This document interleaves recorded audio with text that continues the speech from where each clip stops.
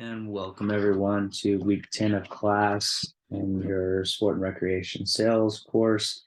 Last week we talked a little bit about presenting solutions, and this week we're going to continue through the sales process with overcoming objections. It's based off chapter 9 in your book, so highly recommend reading chapter 9 in your textbook, in addition to obviously listening to this lecture where we're going to talk about how you can get closer and closer to making the sale. So let's jump into it. Here's some of the key terms that you can see. I'm not going to spend much time on those, but those are all in your textbook. So make sure that you at least have an understanding of each of these, including the methods to overcome objections, which are really important, and different angles that you can take.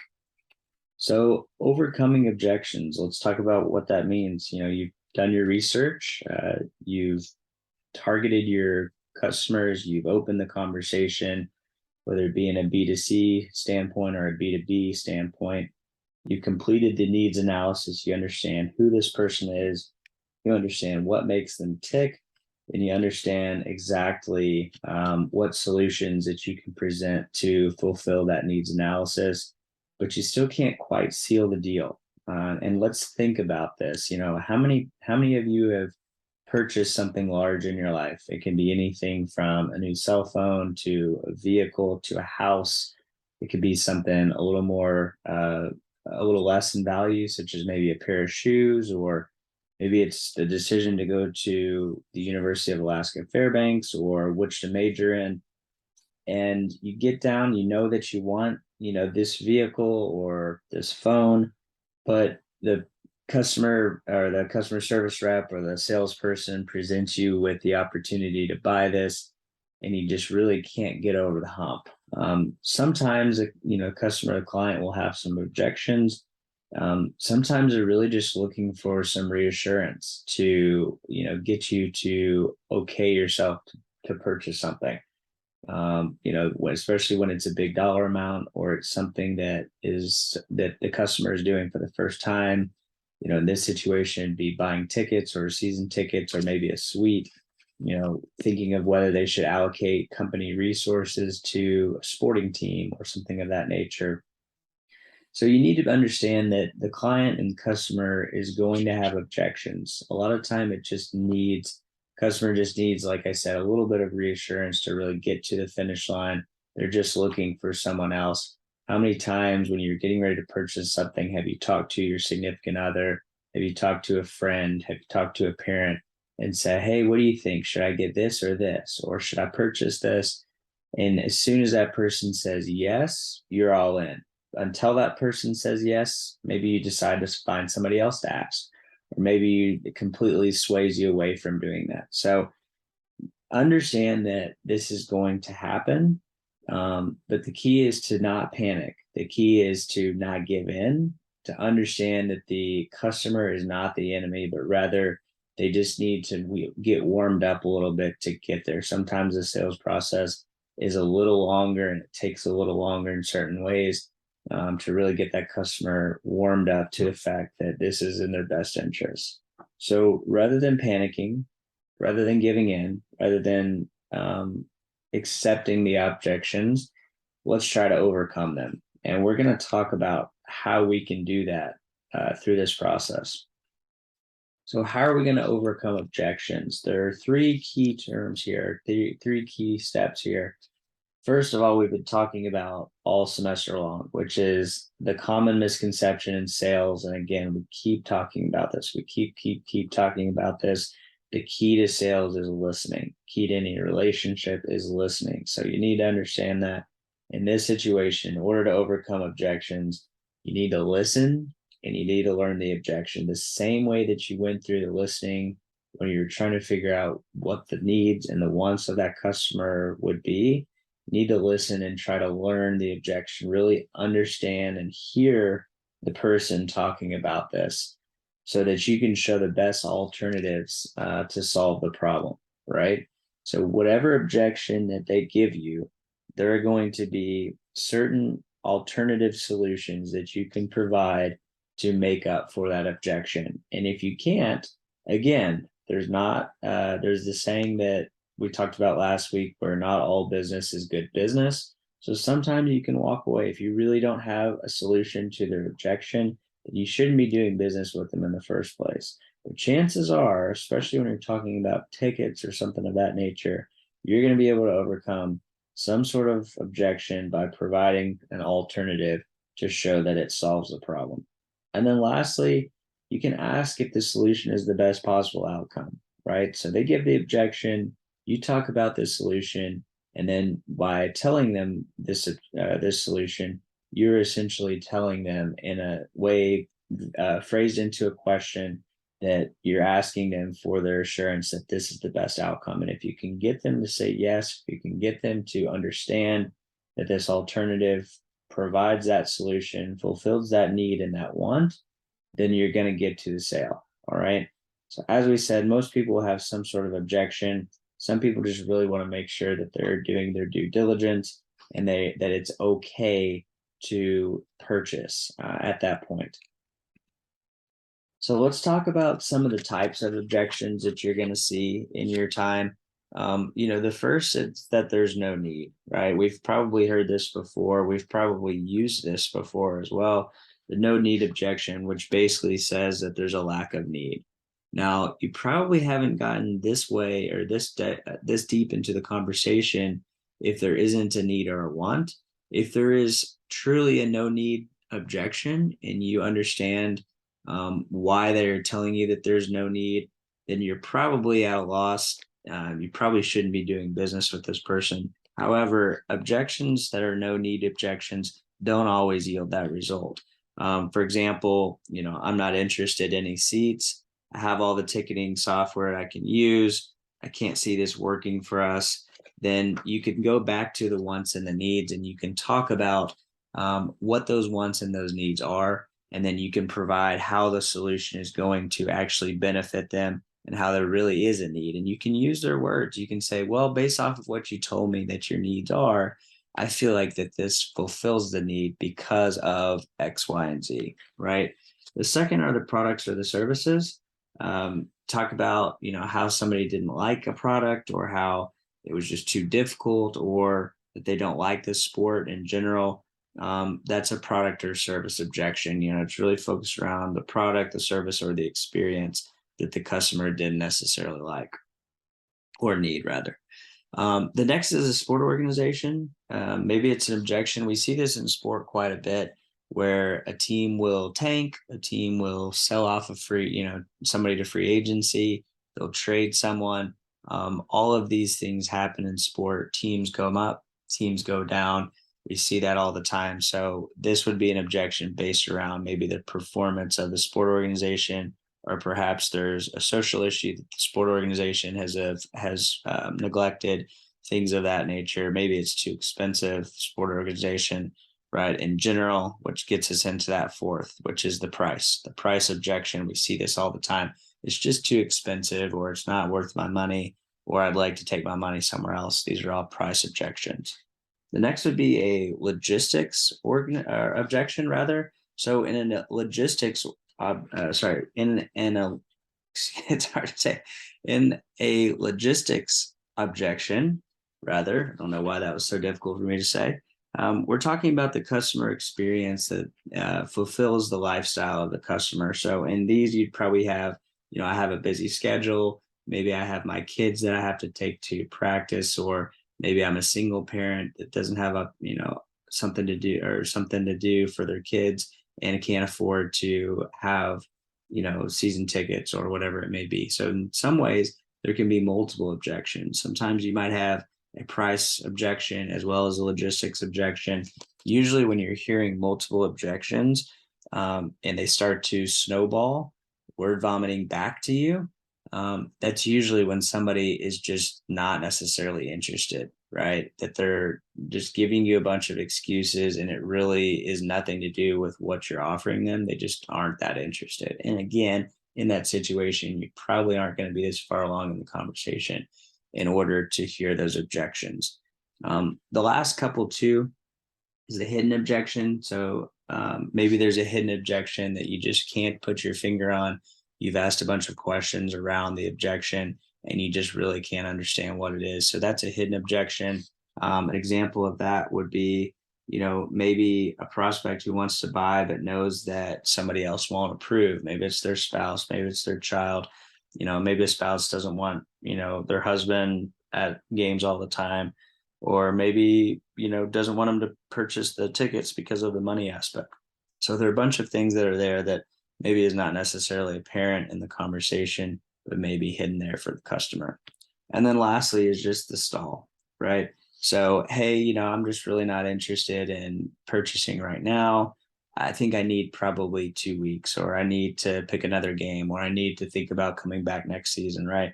For whatever reason, I'm sure this happens all the time in the car industry, where somebody comes, they test drive the car, they say it's exactly what they want. All right, let's get the paperwork running. I don't know if I'm ready to right now. I think I just need a little more time. So those are all types of objections that are out there.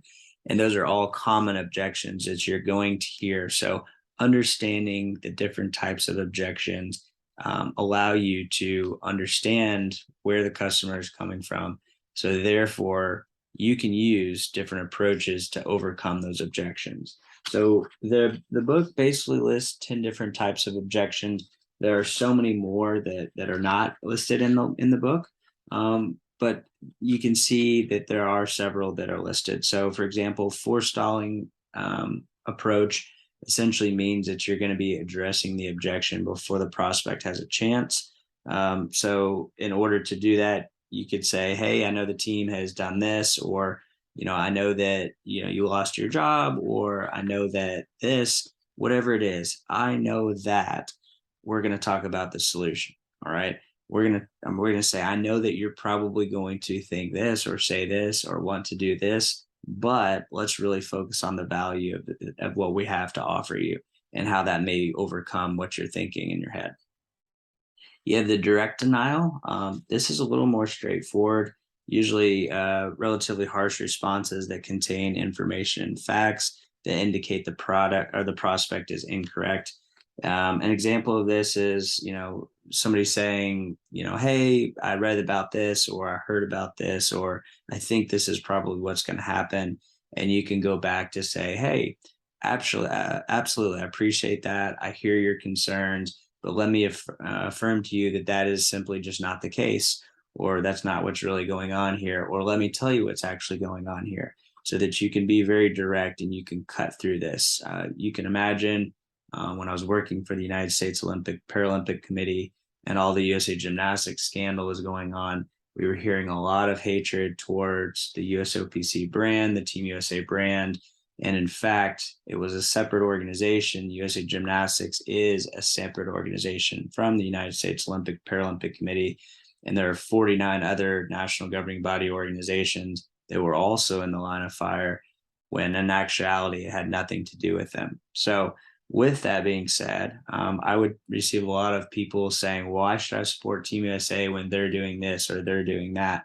And I would have to really directly say, actually, this has nothing to do with so-and-so, so-and-so, so-and-so. This is what's going on. It's important to separate the distinction, understand that your money and your time goes towards supporting our Olympic and Paralympic athletes who are being, deterred through this process. So that's an example of a direct denial. An indirect denial, you're using to correct a customer's misunderstanding, but you're a little more gentle, you're a little more tactful. You're not necessarily telling the customer directly that they're wrong. So a little more indirect in these. Postponing the objection means addressing the objection at a later time. So in order to postpone an objection, you can say, hey, I came in today, or if the client says, rather, I came in today to learn more about your personal training sessions. You can say, great. You can say, how much does it cost for 3 sessions? I used to hear this all the time, right? And then the salesperson would say, we actually have a lot of different options. So we talked about this a couple of weeks ago. When I would get a customer say, hey, I really want to bring an event to the Olympic Paralympic Training Center in Colorado Springs. What's the price, or what can you do? I would first say, well, I'd like to, there are a lot of different options. We want to make sure we get you the best option. So it's important to go through kind of understanding more about you, about your process, about the organization, about what you're hoping to accomplish, so that we could put together solutions to overcome any potential obligations or sorry, objections that they might have. So that's an example of postponing the objection.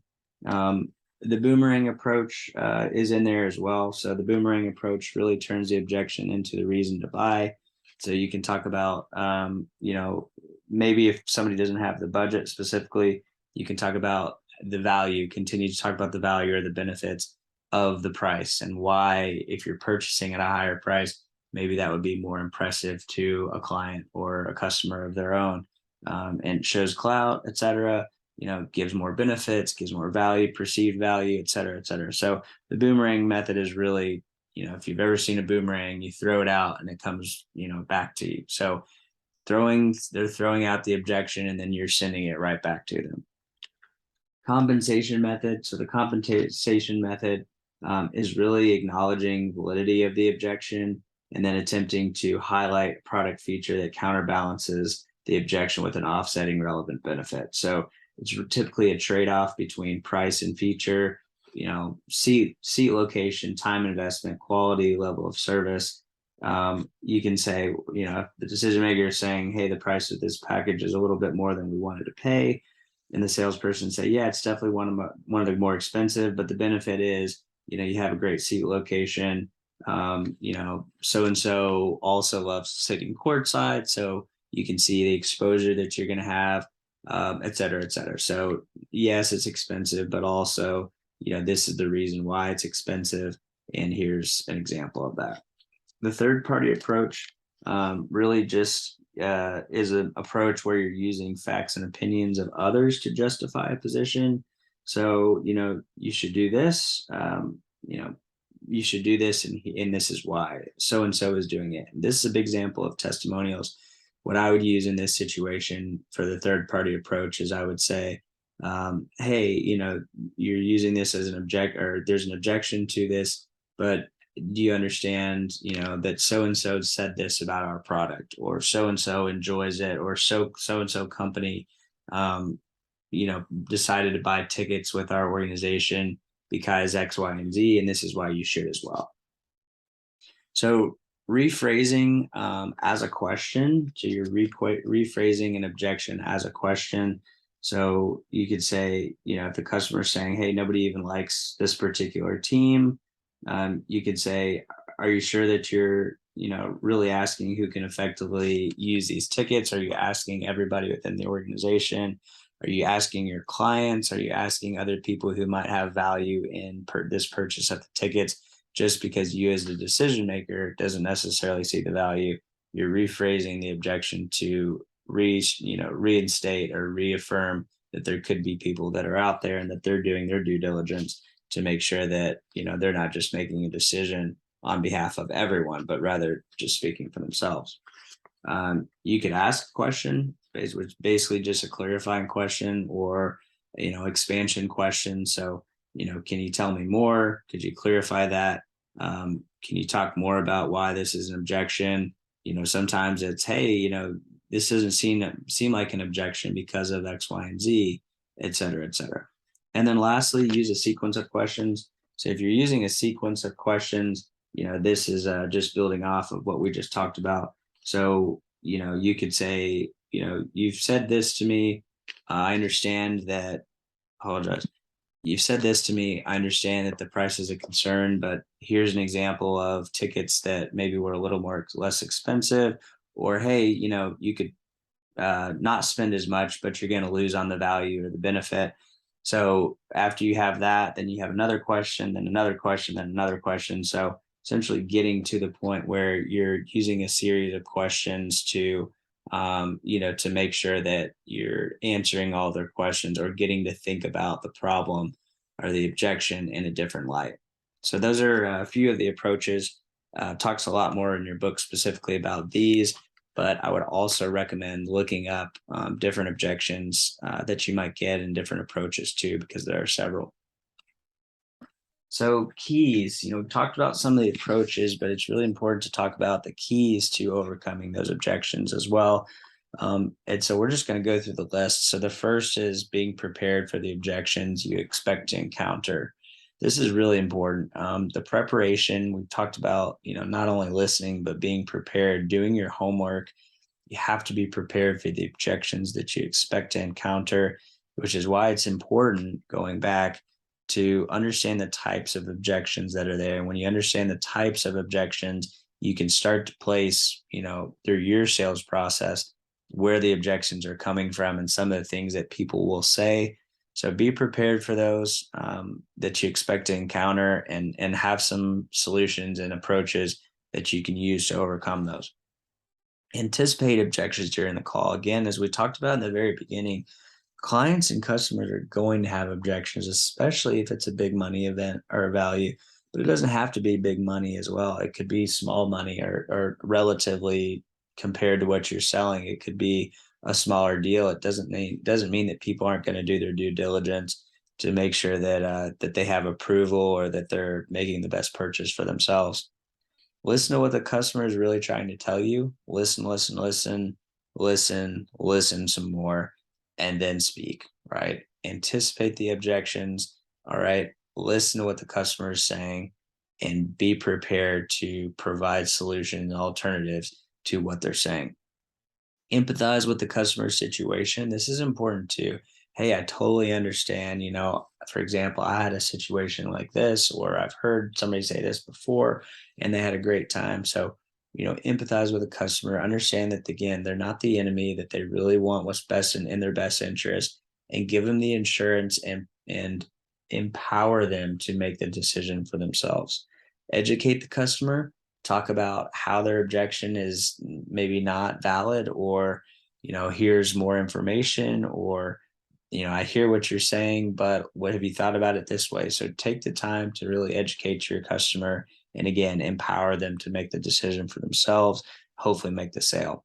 Confirm that you've adequately addressed the customer's concern. You do this by asking questions, right? We talked about providing the objection, the solution to the objection. The third step of that was to ask if this is the best, if this is the best solution. You're simply asking them to confirm to you what you've told them. Be persistent in the face of objections.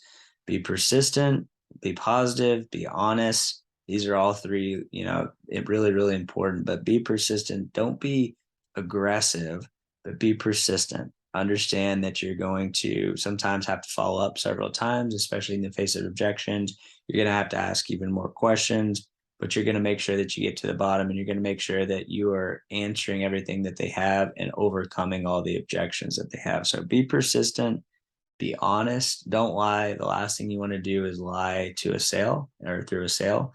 In my business, as my agency, we always say that, why would we lie to somebody in the beginning of the process, in the recruiting process? It's a relationship building process, or industry. So if we were to lie to somebody, that's going to come back pretty soon that we lied. And when that happens, that person's going to tarnish our name, our reputation, and it's going to prevent us from getting business in the past. They're going to tell everybody that they know, and all the connections that they have, to prevent us from getting guys in the future. So be honest, because it's always going to come back to bite you. And then be positive as well. Even if somebody's talking about something negative, even if somebody's talking about something that clearly is an objection, doesn't mean that it has to be negative, but you need to make sure that you're spinning things positive, because at the end of the day, the sale is supposed to be a positive thing. Whatever you're providing them is providing a need to a solution, or a solution to a want and a need. And you need to make sure that that is a positive thing. So in summary, through this entire chapter, we need to understand that overcoming objections is sometimes just a customer asking for permission to purchase, or a reassurance. You need to make sure that you're listening and learning, providing an alternative, and asking if it works, right? So listen and learn, most importantly, provide an alternative, and then ask if it works. Ask for permission on this. Ask if this is really what they want.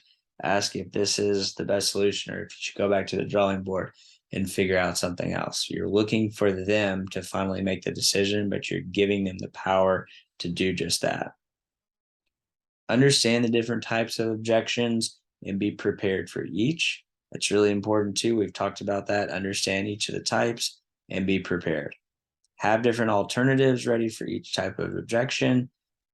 Prepare where they're coming from, what they're saying, and then understand different alternatives for each of the decisions, each of the question types. And lastly, take your time. Don't get defensive. Guide the customer to the sale. Empower the customer for the sale. Don't get defensive. Take your time as long as it takes to get to the finish line, and you will get there. If you just remain patient, if you have people who are really trying to fulfill their wants and their needs, take your time, don't get defensive, and guide the customer to the sale. You're almost to the end. All right. So thank you so much for the time. Make sure that you're reading the chapter. Some really good information in here, specifically when it talks to about the different types of objections, the different alternatives that you can provide for each objection, and then really it just reaffirms the listening and the learning. So hope everybody has a great week. We're going to be sending out a project with the UAF sales project where you're going to be writing scripts.